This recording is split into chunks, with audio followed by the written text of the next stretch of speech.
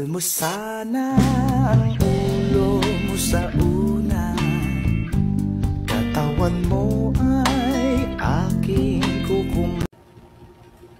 Mano!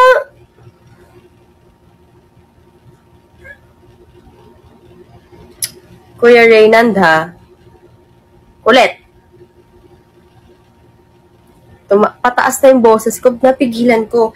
Ganun ako. Kaya kong pigilan kahit galit na ako. Ayoko pa naman yung paulit-ulit nagtatanong. Sinabi na nga, tatanong ulit. Ayan. Ko talaga tong live. Huwag yun ang sabihin. Nakainis na ako.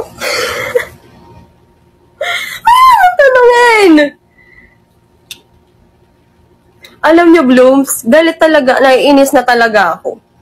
Yung mukha ko lang, hindi marunong mainis at hindi marunong magalit. Ang unfair. Grabe.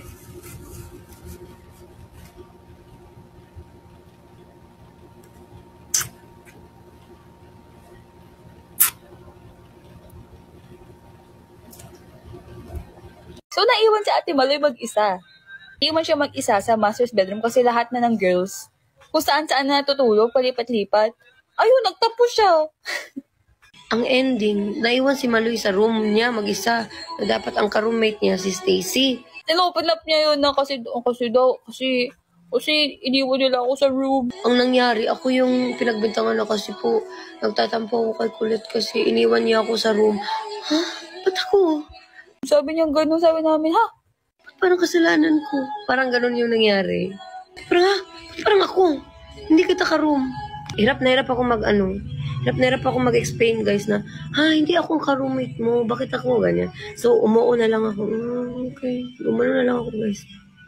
Blooms, ba't kayo?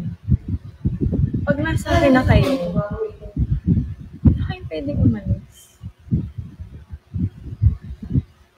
Okay? Nasaktan niyo ako eh. Bakit kapalit-palit na ako?